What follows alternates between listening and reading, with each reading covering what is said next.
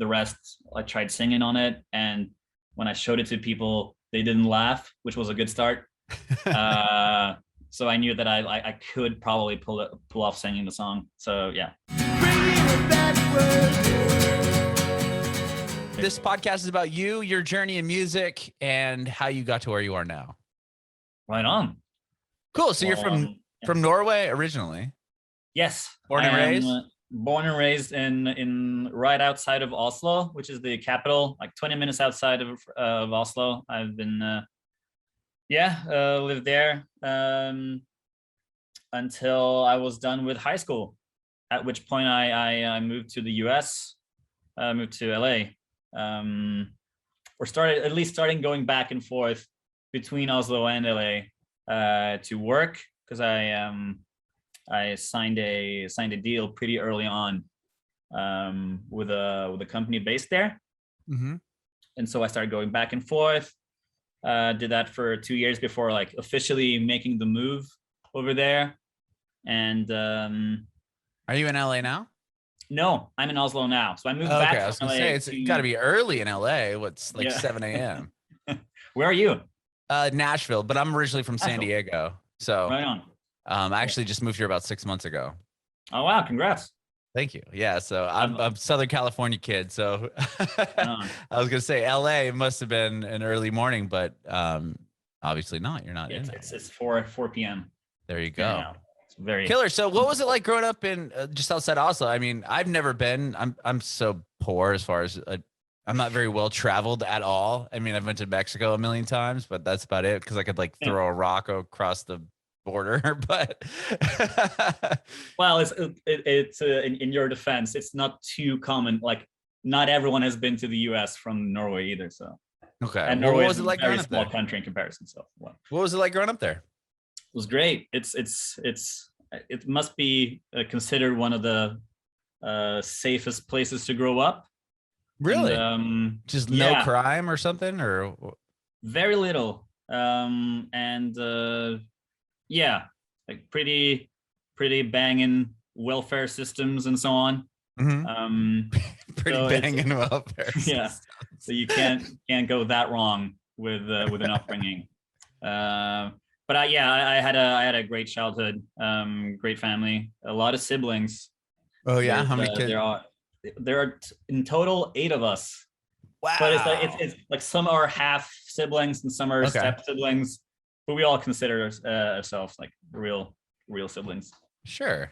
So I grew up with a lot of kids. Where were you in the as far as numbers? Pretty much in the middle. I was like the youngest of the OG crew. Got it. There were 4 of us in the beginning, then came 2 more, and then 2 more after that again. Okay.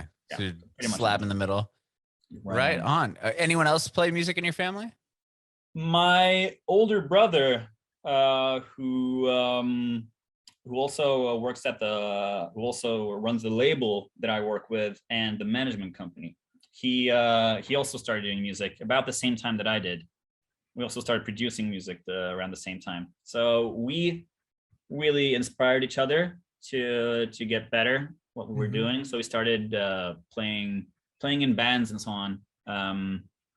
He would do the guitar, and I started out with drums. I got a drum kit for my 10-year birthday or something. Oh wow, okay. So you started playing drums pretty young. Yeah.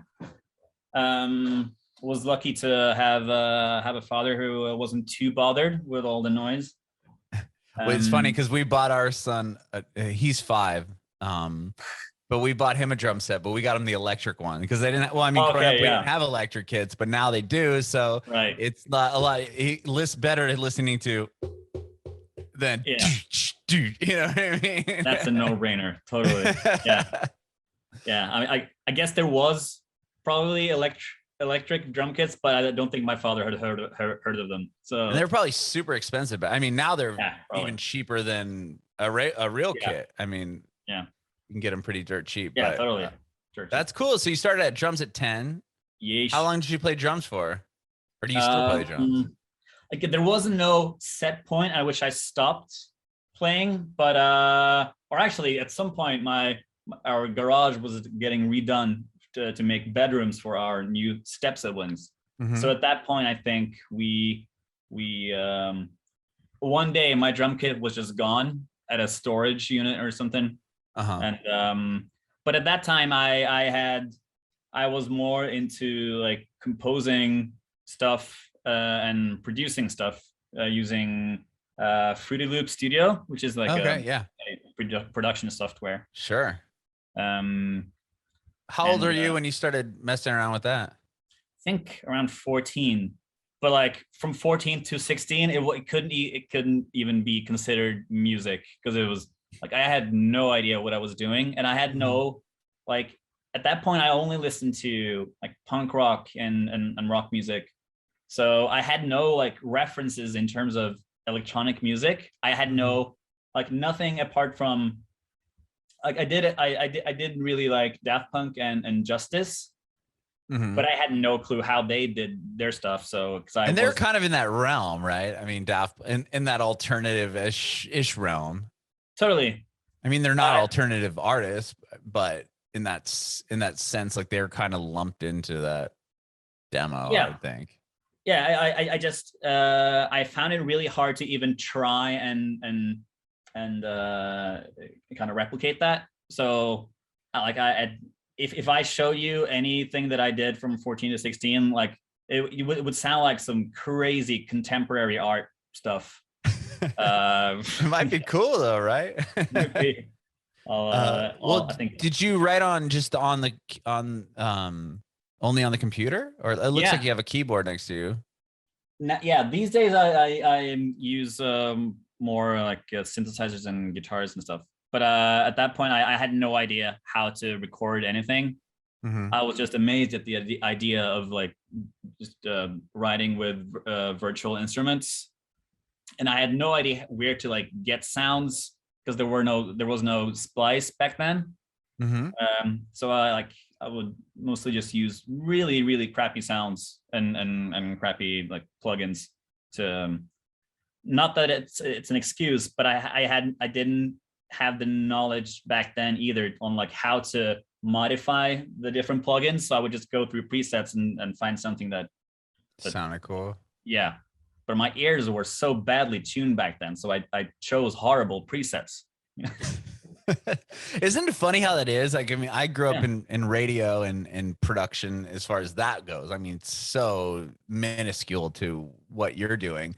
Like, just, trying to get it so it sounds like a cool, voiceover or whatever.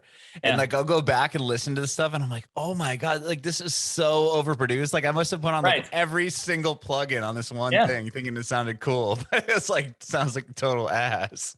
Totally. And it's completely the same way with me listening back to music that I did. It's like, man, couldn't I tell at this point how awful that kick drum is? Or I don't know. That's funny. So did you start just like, how does it, I mean, I'm familiar with electronic music, but I couldn't even begin to tell you how to create it. When you start with something like that, do you just try to make a beat, or are you just trying to make something that maybe somebody could top line over? Like, where do you even begin? Exactly. I had no idea where to begin. So I wasn't really like making full songs. It was just like, it was like loops, almost compared to like having a toy. Like I had no vision for what I was trying to achieve with making this music. Or there were beats. I was just playing around basically. And when I turned 16, there's a strange concept in Norway where when you graduate high school, you gather a group of friends and you have this like graduation party for a month, and this group that you form will have your own. You'll hire producers to make you like an anthem, like your personal group anthem. Really? It's called. And every group does it. Like every wow. Almost. And you have a month-long party? Yeah. It's like during the last month of high school. Okay. So you're actually going to school while doing this month-long party. It's pretty tiresome. But so do they try to get like your party out of you so you're not like in college just losing your mind? They're like, okay, we're gonna give you the month towards the end of your senior year to just like be so sick of partying. And when you go to school, you're ready to learn again. Yes, exactly. So that was it's a really great way for like young aspiring producers to kind of get a feel of what it's like to make a music like kind of professionally, because you'll get a bunch of references from this group, like, wait, we want a song that's kind of similar to this, kind of similar to this.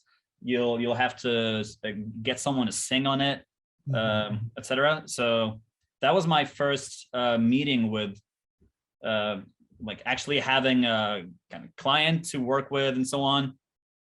So that became my job, aside from school. I would have that as my income from like. So you 16. would help write anthems for these friend groups? Yeah, like really hardcore party songs. So I would do that for a couple of years, and that is how I eventually got in. So at some point, I started working with a guy who ran a blog, like a music blog, and he, I don't know how it happened, but like one of these party songs that I made caught the interest of Big Beat Records, which is like a sub label of Atlantic. Wow. So one of these like party songs came out on that label, and I think it was featured in Teen Wolf or something.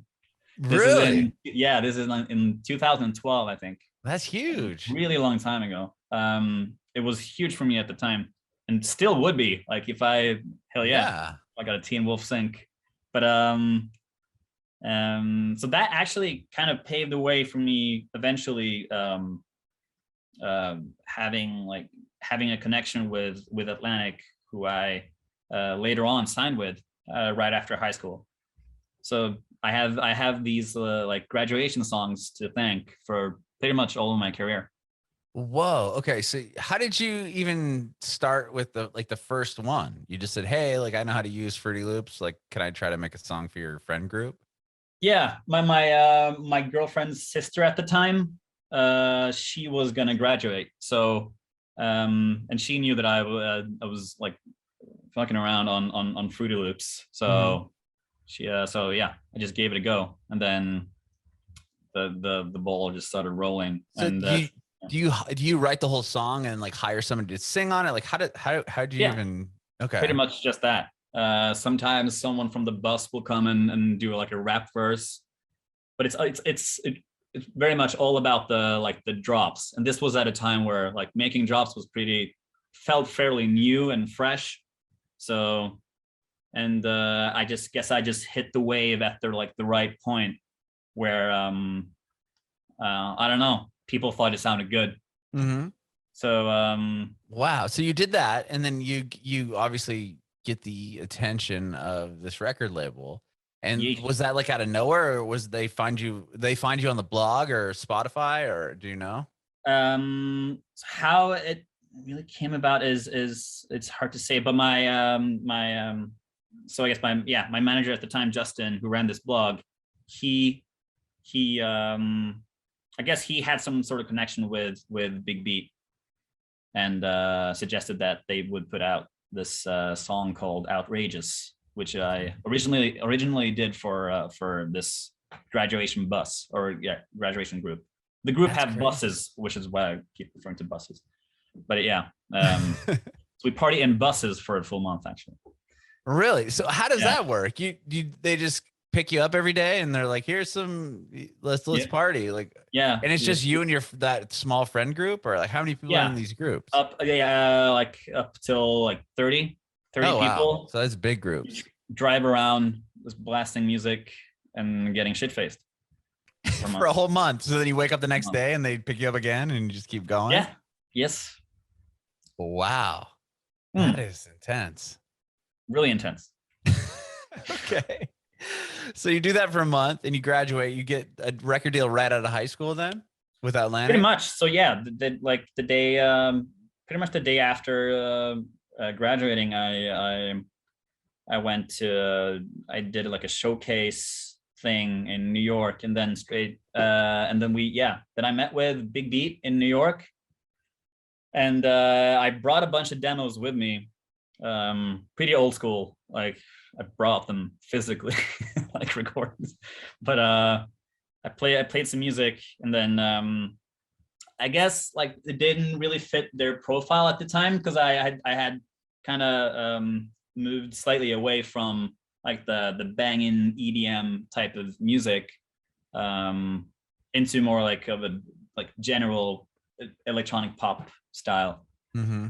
And so they sent me, they suggested that I'd have a talk with Mike Karen in LA, who was just starting out a new publishing company and record label, under like the Warner Music umbrella. So I went there, and met with him, and like a few of the guys on the team. Felt really good about it, so I decided to go for it, and I'm still with those guys. So yeah. Wow. When you did the showcase in New York, was that had you ever really played live before? Like 2 or 3 times, but like I like the way I would perform was so like I hadn't really set my mind on how to perform any of the songs, because it wasn't really DJ friendly. Mm-hmm. But it was far from like what you would consider live music at the time as well. So yeah, I always kind of struggled with how to perform the music in the best way, and I didn't sing it on any of these songs at the time either. So do you sing on the newer songs? I have started to, yeah. So the last 2 songs or 3 songs that I've released, I'm doing like the vocals on. What was that like doing that for the first time? Or pretty really nerve-wracking, or? Yeah. It's it's awful. It's awful, like during like, because then I feel like I can easily tell when recording other people what I like, how I want them to sound. But when I'm recording myself, I find it hard to know when I sound good and when I sound not good. So do you have to like play it back to kind of like really listen to it, or like how do you after the fact? I meticulously go in, and I probably I guess you become like too aware of how you sound. Mm-hmm. I don't know. I guess there's something about vocals that feels so vulnerable.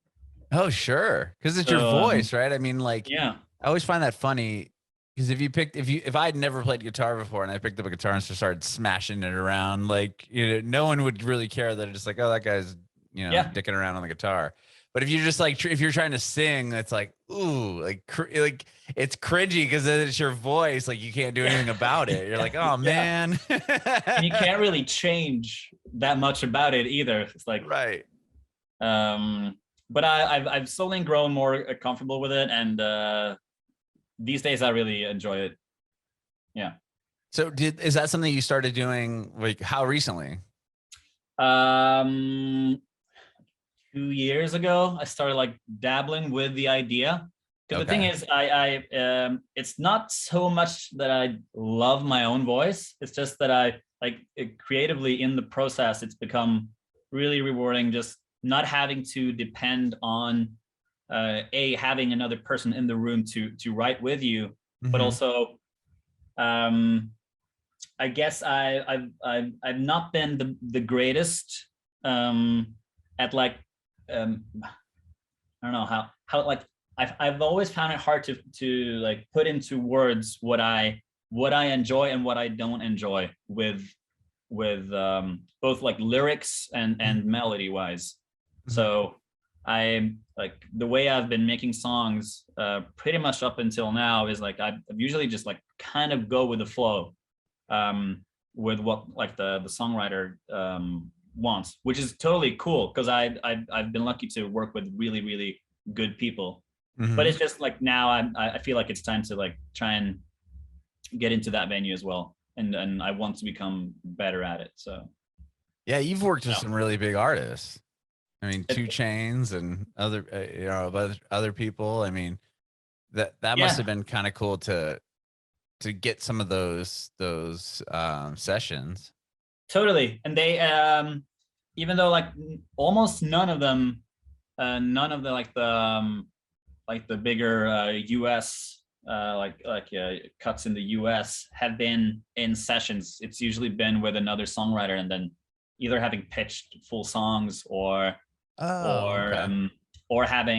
just sending out instrumentals to APG, my publishing company, and then they have tried to place it with different artists. So Kehlani, for instance, I just had a guitar riff laying around that I randomly sent them because it didn't sound all too good then, but they heard it for Kehlani, who I hadn't really heard of at the time. So they sent it to her and she just wrote over the whole thing, sent like the acapella. I think it might have been like an MP3 file almost. Wow. Just sent it back and then I just produced it out. So kind of, which also was kind of the way I was used to working at the time because I mostly did remixes. So I was very much used to just working around acapellas, like just like the vocal track. Sure. That's kind of how that one landed. Yeah,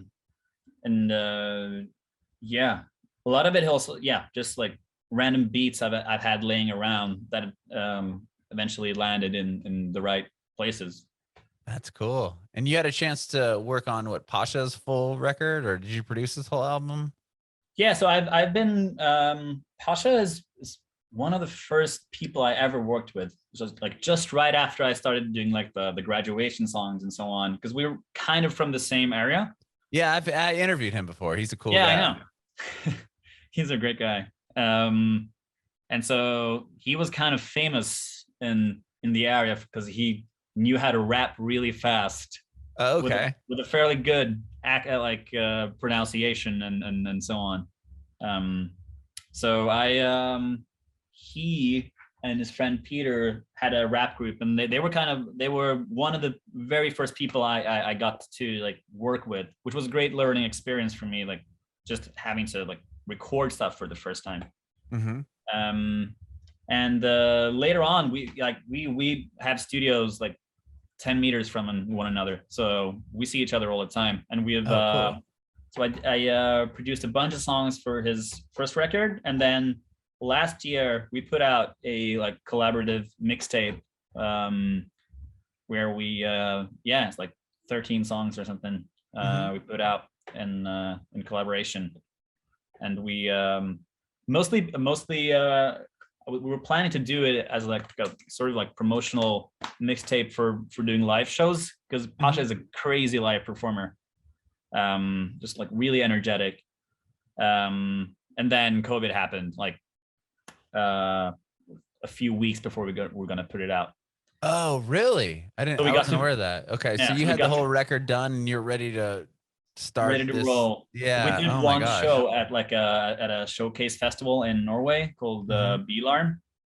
We got to do one show there before everything shut down. The show was crazy, like really, really fun. So what a we're bummer. gonna put out we're gonna put out 2 more songs, like as a kind of like a extra care package for that first mixtape, and then we're gonna try and put on a few shows here in Norway for next year, hopefully. Oh, cool. I was gonna ask, is that gonna be something that you're gonna continue with? It sounds like it. So we definitely gonna pick up that soon. Like everything opened up in Norway this last Friday. Really? What was that like? Supposedly it was crazy. I escaped to the mountains at my girlfriend's cabin. Was that on purpose? Yeah, it wasn't on purpose, but I've always said to myself that like the first weekend of things opening up, I'll probably want to just get out of Oslo, because that's where I live now. and I think it was pretty crazy out on the town. I'm sure people are just so like ready to go, right? Just so cooped up in their house, like okay, let's a lot of pent up dancing. Right. Pent up dancing. That's funny. So you just recently put out a song, Cannonball. That's your most recent? Yeah. Okay. Tell me about that song. And is that a part of a project you have coming out? So not really a part of a bigger project. Both so that one and the song I released before that called Can't Stop, both made around the same time. I was kind of just dipping my feet into like singing on my own stuff, and really just it felt like kind of going back to the roots. And I just remember both doing Cannonball and Can't Stop. It was like, for some reason, making music felt easy again. I realized upon making those two that like that there was something, like I had grown kind of frustrated with how the process was prior to that. So both like making those two songs was just like so much fun, and it felt like didn't feel like I was trying to impress anyone, I guess. I feel like I was just like making music that I wanted to like, that I would listen to, I guess. Not that I didn't do that previously, but the process just felt way easier, like because I was in control of everything, and it was so easy to like making edits on the go, as I didn't have to like call in a bunch of people to the studio and like work out stuff here and there. I can just do it on my own. Do you feel like you had that opportunity because you were stuck inside during COVID? Not really. It was okay. it was more on the fact that I wanted to try and sing on it myself, and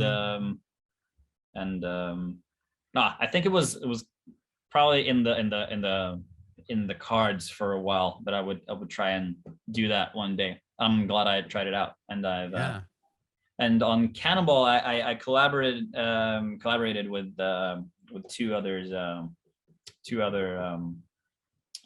fellow artists that helped me write it, and then I just sung it again and wrote some more to it. When did you guys collaborate?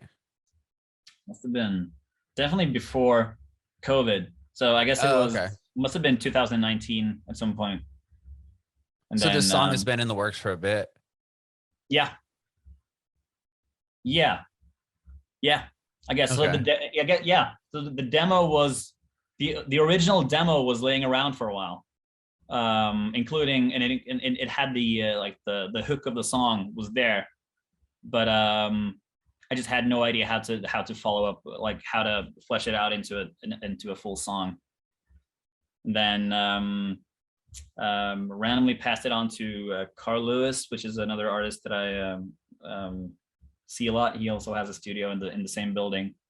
He wrote some like melodies to it, and then I kind of started seeing pieces fit together, and then decided to like just let's go. I'll try and finish up the rest. I tried singing on it, and when I showed it to people, they didn't laugh, which was a good start. So I knew that I could probably pull off singing the song. So yeah. I love it. And a lot of people do as well. I mean, Can't Stop has over 200,000 streams. Yeah, super happy with that one as well. It's definitely like, it might be my favorite song that I've put out. That's Can't amazing. Stop. Yeah, I'm really happy with that one. Do you have more music coming out with you on vocals as well? So now I'm working on not a big project, but a bigger project. So it's probably an EP that's gonna get out like right over the next year. So awesome. So that's what I'm doing. That's what taking up most of my time these days is just to finish writing that, and then I look forward to just like upping the frequency big time on how often I release songs, because that's always been bugging. That's amazing. And thank you so much for doing this, man. I appreciate it. Thank you. It's been great. It's also been nice to speak English for the first time. I haven't traveled anything, so.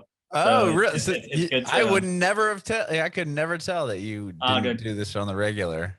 Thank you, because I remember from living in LA, I used to go a lot back to Oslo to either play shows or to visit people, and then as soon as I came back, it usually took me like 2 weeks before I started thinking in English. And like the first day or two would just be horrible. I just say words that were completely off. And like as soon as I hit like immigration, like through immigration control, I would just be a wreck in terms of like just in mastering the language. Well, I would have never guessed, man. It sounds like you've been speaking it for a very long time. So good. I love it. That's good to hear, as this will be on the internet forever. It sure will. Well, I have one more question for you. I want to know if you have any advice for aspiring artists. Try to. I mean, I can speak on behalf of like me as a. I feel like I'm more of a beat maker and producer guy than I feel like an artist. But as a producer, I guess trying to replicate stuff has been my I find that to be the most learning of experiences.